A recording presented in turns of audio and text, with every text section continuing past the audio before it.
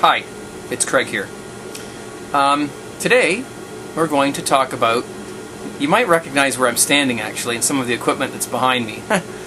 I did do a 4-part series on how to make beer the easy way at home, and got lots of positive response on that. Today we're going to talk about something a little bit different, making wine. Okay, what do you need to make wine? Well, you need grapes.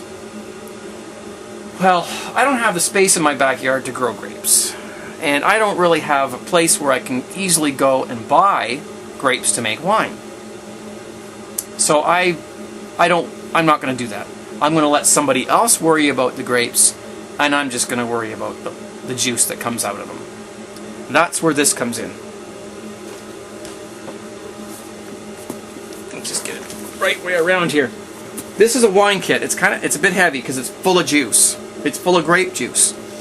And inside this box is everything you need, ingredients-wise, to make a great batch of wine. Now this is a white wine. Okay, I've also made red wines. And there's different kinds, like this one is a Riesling. There's all your different kinds of wines that you can name, your Merlot and your whatever you like. You can usually find it in a wine kit. You're going to have to try this yourself. I can't tell you how good this is. It's so good. What's in the box? Okay, this is your wine kit. This kit cost me $56, and it's going to make 30 bottles of wine. Okay, good wine. So that's pretty good. First of all, this is a little bag of stuff. Let's put that down for a minute. Inside here is a bladder full of juice. Okay, it's grape juice. You see it? There's some labels you can stick on your bottles if you want. And in this little bag here, we have the instructions. The instructions are, this is a 4-week wine kit. These instructions are really easy to follow. I mean, they're so comprehensive. All the information you need is here. Now, these are your chemicals, I guess you want to call them, your things that you need to put in the wine to make it work. All right. First, your yeast, because that's, a key ingredient. If you watch the 3rd part of my home brewing series, beer brewing series, number 3, part 3, you'll see how this all works and how fermentation works. Here we have a package of Bentonite. This helps nourish the yeast, and it also removes some of the proteins in the wine. They're just numbered, so you just add them when it tells you to add them. It's so easy. Potassium metabisulfate. It's kind of like sterilizing solution, but it goes in your wine and it helps to prevent bacteria and things like that. And potassium sorbate. Another thing that you need. It's like a preservative. Okay, it'll prevent re-fermentation. And the last one here is a clearing agent, or what's called a fining agent. And when you add this to your wine at the end, your wine will get clear. It's not going to be clear the whole time you're brewing it. It's going to be cloudy. As soon as you put this stuff in, a few days later, really clear like this.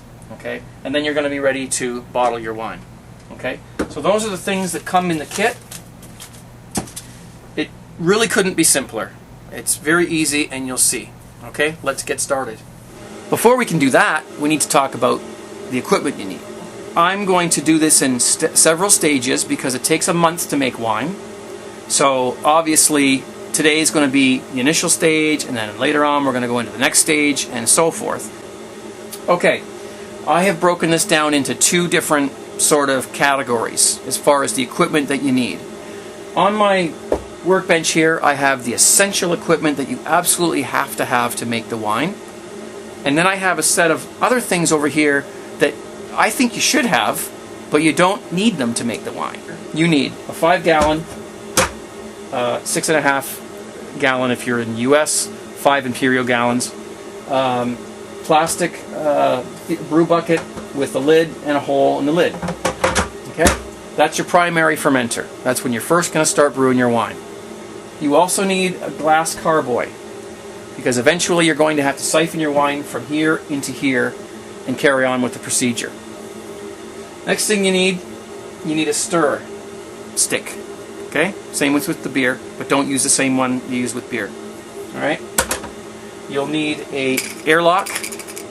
Okay? Alright, I've got a few of these lying around because they sometimes break. Right? You need a thermometer. You can use the same thermometer that you use for your beer with your wine. It's because it's glass, it won't absorb anything. So you need a thermometer. You need a hydrometer because you kind of need to do things along the way based on the readings that you're going to get from this thing. Now this is easy to use, and I'll show you how to use it. There's also a video. A fellow goes by the name Murden 2002. He has a video on hydrometers, and I got a little sign on the bottom of the screen there to his thing, so you can go and watch that as well. He's got some good brewing tips as well on his page. So you got that. You need a bottle cleaner. This is where you put the sterilizing solution, squirt it up into the bottles. I wouldn't do it without it. Okay, you got to have that. Funnel. Common sense. You got to pour sterilizing solution back and forth between things, so you need a funnel, right? This is a siphoning hose. This is what you're going to use to siphon your wine from one container to the other, and it's got a funny little thing on the end, and this will actually pull it when you shake it inside the wine. It will pull the wine up through the tube and get it flowing down into your secondary container. I've tried doing it by suction, and you know what? I've had wine all over the place, and you're risking getting saliva and things like that into your wine, and you don't want that. Okay. And you also need. Oh, here it is. I put it in the non-essential pile, but I think it's essential. You gotta be able to squirt water up into your bottles to rinse them out. Again, I wouldn't do it without this. This hooks onto your tap, and when you press down, the water squirts out. You just put your bottle on it, and it squirts up into the bottle. Cleans your bottle. Okay? Now these are the things that you absolutely need. You've got to have these things, whoops, in order to make the wine. And don't break your carboy. There. Now here are the things that I think you'd be eventually good to invest in because they make it a little easier. First thing, a second carboy. Because somewhere along the line, you're going to have to siphon your wine from here to here, okay? And then at some later stage, you're going to need to siphon it again into another carboy. Now you could just siphon it back into here and then back into here, but I wouldn't recommend that. The more you move your wine around, the more chance there is of messing it up. There's 3 different times when you have to siphon your wine from one container to another. It's just easier if you have the 3 containers. And it's got to end up in the carboys at the end stages because it's better because of airspace and different things that I'll explain later. So I would have another one of those. I would also pick up some of these little stick-on thermometers because they're really good for monitoring the temperature of your wine when it's inside of these things. And you have to do that. It's important to keep it at a certain temperature. I picked up a wallpaper trough because there's certain stages along the way where you've got to stir your wine a few times, maybe over a few day period, and there's other times when you've got to stir things into it, like little chemical things. So that way I just take my stir spoon and anything else long that you have, sit it in there, cover it with sterilizing solution, and it's there. It's ready to go anytime I need to stir. All I have to do is rinse it off, stir my wine, rinse it again, and drop it back in here, and it's always sterile. I don't have to worry about pouring sterilizing solution into things all the time and whatever. This just sits right here on my sink nicely enough. So this is an enhanced stirring device. It fits on your drill, and it spins around, and believe me, it does an excellent job at stirring your wine. And there's one point during the process when you have to get all the gas bubbles out of your wine.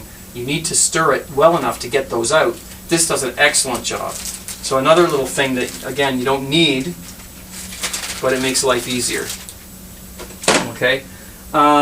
If I've forgotten anything, I'll bring it up later. The last thing I think you don't need, but you should have while you're making your wine, is a glass of homemade wine. Yeah. Okay? Really good stuff. So we'll see you in part 2. Take care. Thanks for watching.